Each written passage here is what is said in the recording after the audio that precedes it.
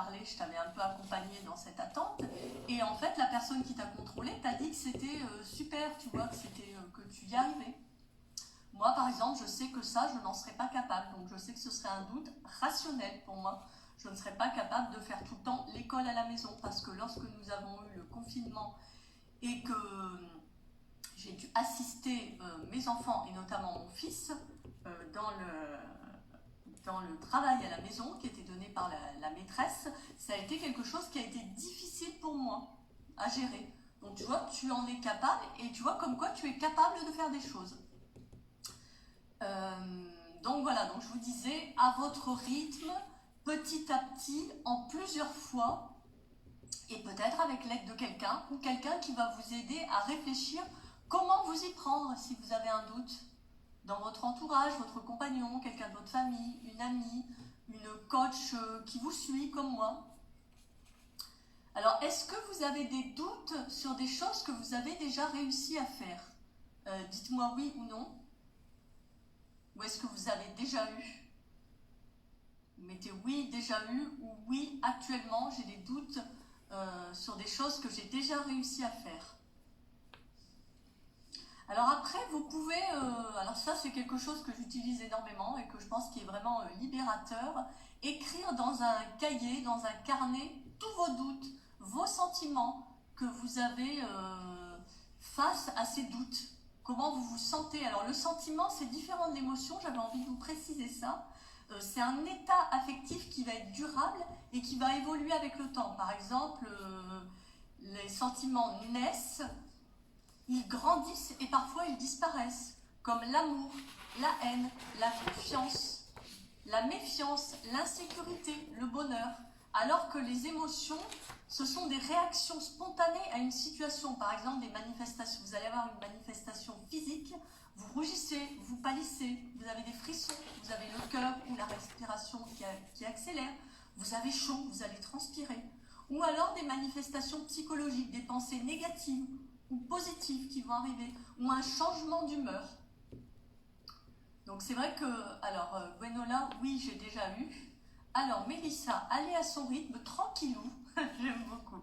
Mélissa est ma meilleure amie, alors franchement, et j'adore tout ce qu'elle a réussi à développer. Se donner des petits défis, ne pas avoir peur de l'échec. Les petits pas sont souvent fructueux, plus fructueux que les petites enjambées. Oui, les petits pas, c'est la théorie des petits pas. On avance petit à petit sans se donner un objectif gigantesque. On se donne de petits objectifs entre deux à faire petit à petit, à son rythme, même en plusieurs jours. Ça n'est pas grave. De toute façon, personne ne vous demande d'être en compétition. On n'est pas dans la compétition. Je vous l'avais dit l'autre jour. On n'est pas dans la compétition et on n'est pas là pour être une héroïne intérieure qui fait tout mieux que tout le monde, parce que personne ne fait tout mieux que tout le monde. On n'est pas parfait et franchement je vous le dis, on s'en fiche et c'est parfait comme ça.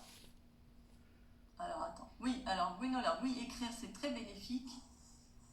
Je parle en connaissance de cause, oui, je l'ai fait aussi régulièrement.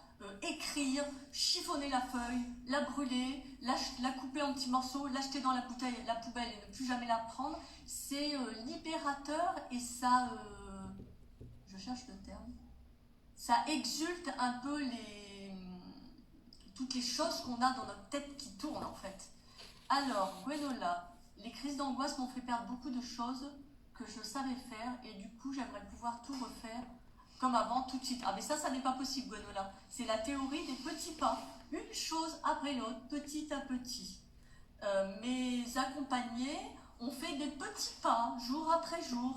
On réapprend à faire tout doucement. Des personnes qui m'avaient dit, notamment une maman, qui m'avait dit, avec des enfants en bas âge, et à une rencontre d'un nouveau compagnon avec une famille recomposée, donc chose pas évidente après un burn-out, mais c'est vraiment un amour incroyable qu'elle a rencontré, c'est l'amour de sa vie, je crois, et je suis tellement heureuse pour eux.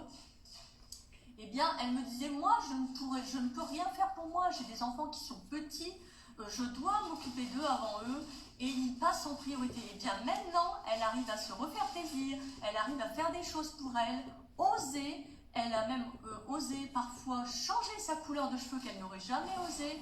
Elle ose mettre des couleurs de vêtements qu'elle n'aurait jamais osé. Et elle arrive à refaire des activités qu'elle aime, petit à petit, tout doucement, par petits temps, 2 minutes, 5 minutes. Et on y arrive, et je vous promets, elle y arrive. Donc cette personne en est la preuve qu'on peut y arriver. Alors, est-ce que vous auriez envie d'écrire vos doutes ?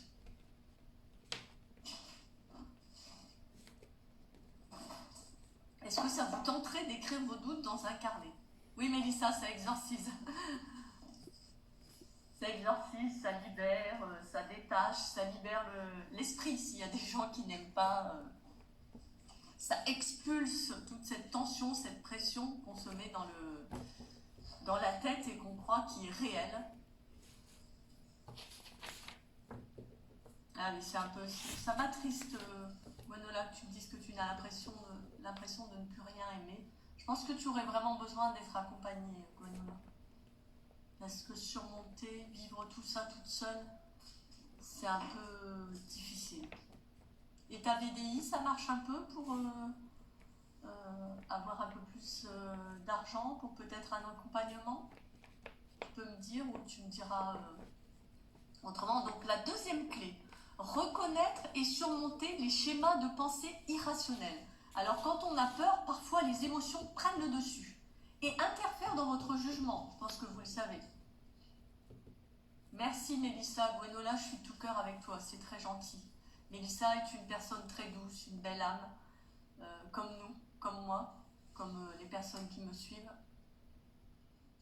Ah, ça ne marche pas le VDI, oui, c'est difficile. C'est difficile le VDI, oui, Gwenola.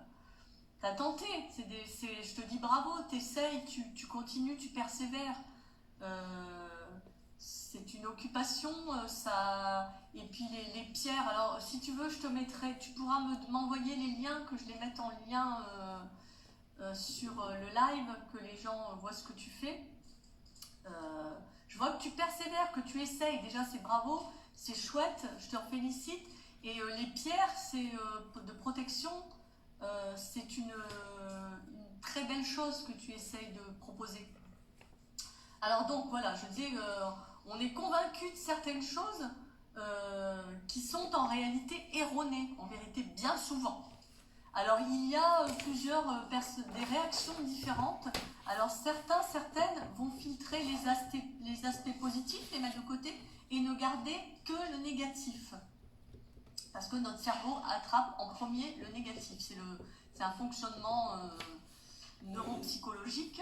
Alors, il est utile de voir le négatif et le positif. Mais tu sais bien, c'est moi d'être gentil, et les gens qui sont mes amis nous ressemblent. C'est l'effet miroir, tu sais très bien, on attire des gens doux et gentils comme on l'est, avec nos valeurs. Je te remercie, Gwenola. Donc en fait, voilà, voir le positif également pour pouvoir se concentrer sur le positif. On sait qu'il y a du négatif, on sait qu'il y a le positif, et on essaye de se concentrer sur le positif. Et d'autres vont généraliser. Il m'est arrivé une chose difficile, donc tout le reste va être difficile. Ah, une journée de merde, quoi. Vie de merde, quoi. Bon voilà, vous voyez, j'ai envie de vous faire rire, parce que c'est vrai que des fois, ça m'est arrivé, ça a pu m'arriver, ça peut m'arriver de temps en temps de me dire « Mais qu'est-ce que c'est que cette matinée de fou? Il se passe que des trucs bizarres, j'attire la poisse, c'est quoi ce truc ?» Bon, vous savez que j'aime vous faire rire pour vous détendre, et que l'humour est une de mes qualités, et c'est quelque chose que j'amène dans mes accompagnements et dans mes lives. Mais c'est pas la série noire tous les jours, vous savez, vous le savez. On attire ce qu'on vibre, Mélissa, c'est pourquoi il est très important de se concentrer sur le positif, même si c'est pas toujours facile. Et tu le sais, Mélissa. Et moi aussi, je le sais, il y a des jours où il va vous arriver des choses, et il faut gérer, les surmonter, et puis se dire je gère, je surmonte, et puis c'est tout, et je me dis pas que c'est de la merde, que rien va, que tout est horrible, vous voyez. Donc, il y a des phases pas évidentes, des choses à surmonter, je le sais, on le sait avec Mélissa. On va vous coacher à deux avec Mélissa, vous allez voir. Ça va être un coaching d'enfer, vibrant. Et